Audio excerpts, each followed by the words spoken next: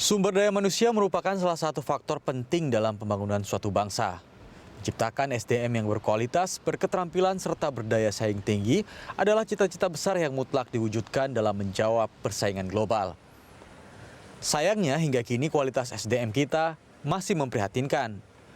Menurut penelitian Bank Dunia, indeks SDM Indonesia hanya menempati peringkat ke-87 dari 157 negara yang diteliti pada 2019.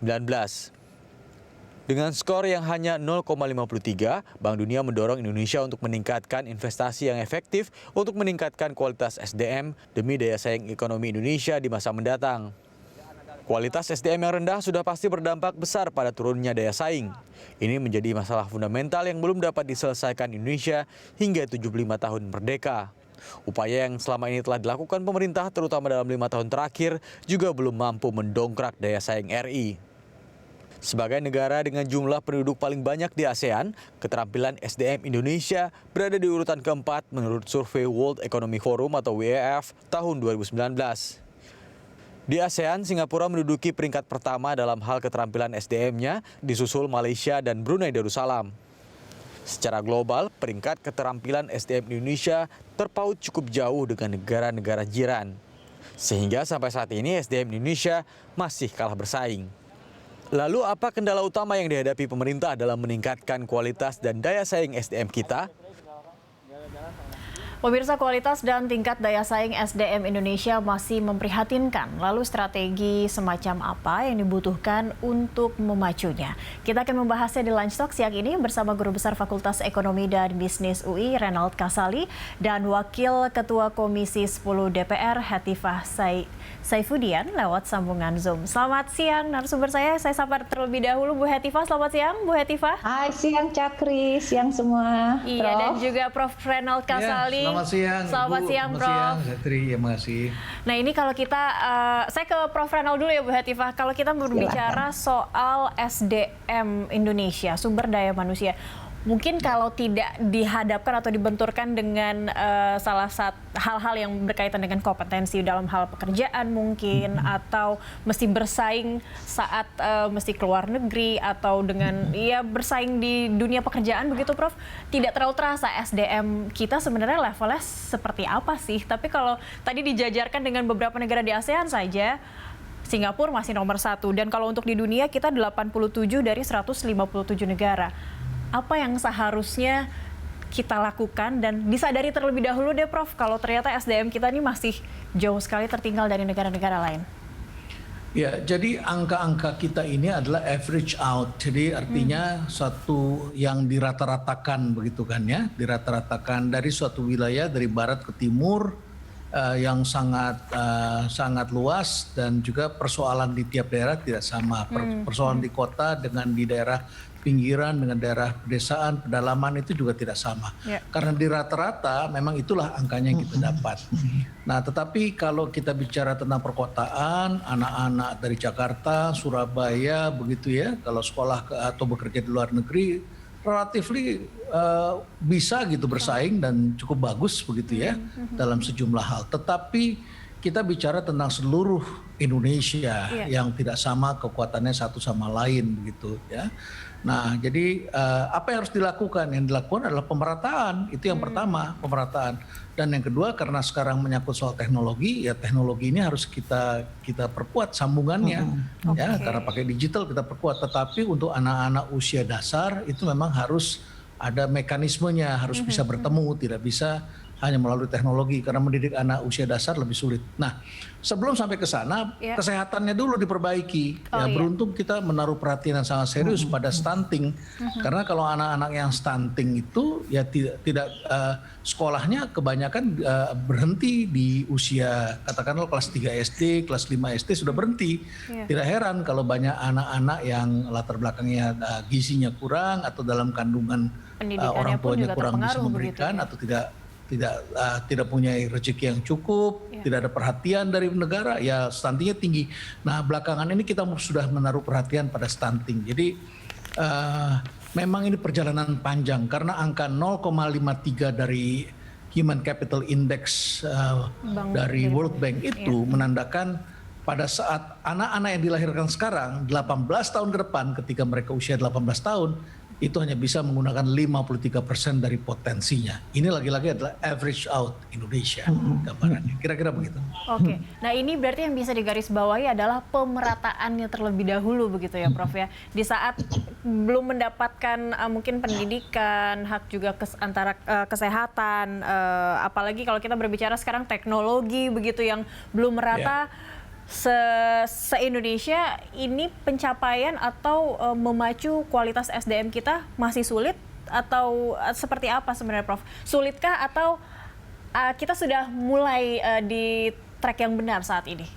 Saya kira kita sudah mulai di track yang benar karena pidato yang berulang-ulang yang disampaikan oleh Kepala Negara, oleh Pak Presiden Jokowi itu adalah kita sekarang fokus pada human capital, ya, pada pembangunan modal insani. Itu yang disampaikan oleh Presiden berkali-kali belakangan ini, dan setelah infrastruktur memang ini adalah sekarang adalah pada human capital.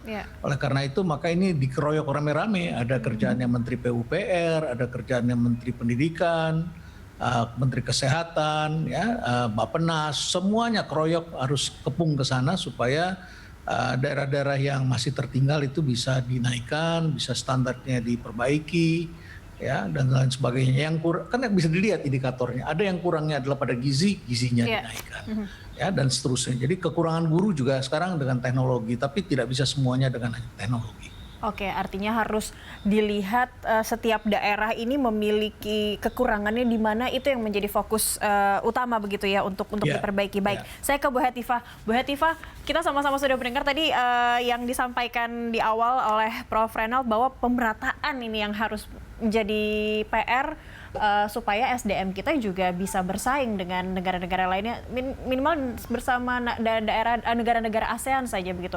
Nah, dari Komisi 10 sendiri pastinya melihat PR soal pemerataan ini sudah punya poin-poin juga begitu ya pasti Bu, daerah-daerah mana yang perlu digenjot untuk memajukan atau meningkatkan sumber daya manusianya?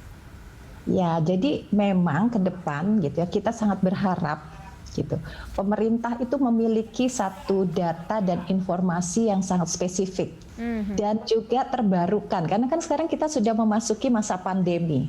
Masalah ketidakmerataan dan ketimpangan sudah terjadi dan itu cukup laten. Tapi dengan adanya pandemi, terus terang kita khawatir sekali karena bisa jadi gap ataupun jurang perbedaan antara satu daerah dengan daerah lain, antara satu sekolah dengan sekolah lain, bahkan antara satu anak dengan anak lain di sekolah yang sama, bisa jadi akan membesar gitu. Dan kita tentunya membutuhkan informasi yang spesifik dan betul-betul bisa menjadi bahan pembuatan kebijakan gitu. Sebagai contoh misalnya tadi Prof. Reynald menyampaikan ya soal teknologi, kan bukan tidak mungkin yang terjadi teknologi divide ya, ke depan yang tidak punya akses kepada gawai misalnya. Betul, sudah terjadi Bu saat ini. Ataupun satu daerah yang tidak teraliri listrik dan internet itu pasti akan jauh ketinggalan. Nah, oleh sebab itu kita udah nggak bisa lagi sekarang membuat satu program mengikuti rencana sebelumnya, dan tidak bisa Kementerian Pendidikan dan Kebudayaan sendirian. Harus betul-betul yang Prof. Reynald tadi sampaikan, kita keroyok gitu. Soal gawai saja atau soal internet saja pasti Kominfo harus turun, ya kan?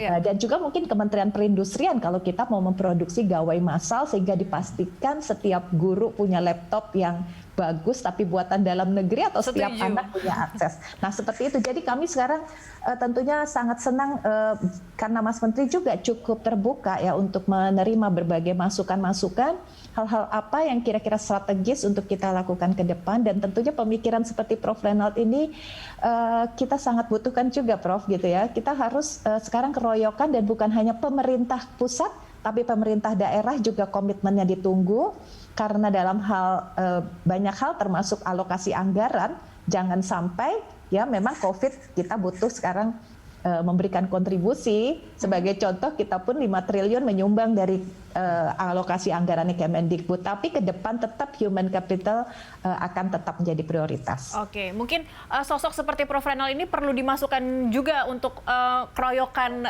memacu SDM, persaingan SDM RI ini Bu Hetifah ya.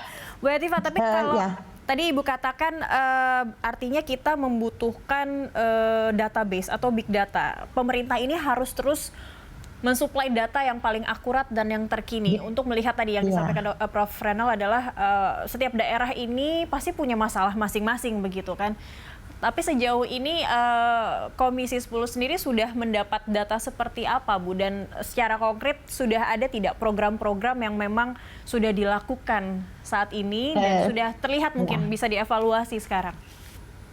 Sejauh yang kami perhatikan memang sudah ada beberapa upaya terobosan ya, dan juga bahkan sekarang Kementerian Dikbud juga sedang menyusun semacam roadmap, Prof, untuk 2000 sampai ke 2035 ya. Jadi saya kira ini juga sesuatu yang menarik untuk dibahas bersama ya dengan publik ya, supaya ini menjadi satu bahan yang memang menjadi komitmen bersama. Tetapi gitu kalau kami lihat banyak kebijakan di saat ini itu seperti one size fit all gitu. Jadi seolah-olah Indonesia itu sama padahal kita itu sangat beragam. Sebagai contoh misalnya tadi dana BOS dihitung per murid gitu ya. Padahal tingkat kemahalan di satu daerah dan mungkin kebutuhan satu sekolah dan daerah itu pasti berbeda. Kemudian dilakukan semacam adjustment, dibuat penyesuaian, ada yang namanya BOS afirmasi misalnya. Tetapi sebenarnya kalau kita mau lebih cermat gitu ya, bisa jadi cara menghitung berapa biaya operasional yang perlu didukung oleh pemerintah pusat kepada setiap unit satuan pendidikan bisa jadi nanti sangat bervariasi. Tapi ini butuh ya tadi data ya, butuh data kan. Nah, itu yang kita tuh sekarang data pokok pendidikan sudah cukup bagus gitu ya, tetapi belum memasukkan tadi berbagai unsur baru ya, seperti tadi misalnya soal akses ke teknologi secara lebih spesifik, termasuk berapa banyak guru di satu sekolah yang masih gaptek gitu. Kan kita harus benar-benar tahu gitu apakah bagaimana guru-guru juga punya gadget yang mumpuni begitu ya Bu ya. Iya, jadi di samping akses ke infrastruktur dan gawainya kan ada juga masalah kompetensi. Dan yang sering dilupakan ini Prof, yang sebenarnya saya sebagai seorang perempuan terutamanya walaupun yang namanya keluarga kan tidak hanya urusan ibu ya, tapi urusan juga seorang laki-laki yang ada di rumah itu. Bahwa ternyata sekarang dalam membangun SDM unggul, kita baru disadarkan ya betapa pentingnya yang namanya keluarga dan bagaimana kita juga bisa bekerja sama di keluarga begitu ya Bu? Iya, gitu kan, karena ternyata begitu belajar dari rumah terjadi satu kegamangan gitu. Kita terlalu overestimate tentang kemampuan kita melakukan parenting dan juga mendidik anak-anak kita. Banyak orang tua yang mulai agak menyerah juga sekarang, tapi juga bukan hanya masalah kompetensi, tapi juga masalah mungkin keterbatasan lain ya, misalnya waktu mereka. Baik, itu berarti ini yang menarik bisa kita bahas di segmen berikutnya. Mungkin Prof. Renal sebenarnya intinya juga dari taraf pendidikan, tingkat pendidikan yang didapat oleh seluruh masyarakat, khususnya mungkin anak-anak yang saat sekarang ini sedang menjalani proses belajar mengajar mereka sejarak jauh. Itu yang bisa kita bahas di segmen berikutnya. Tetaplah bersama kami pemirsa, Lansak segera kembali usai jeda.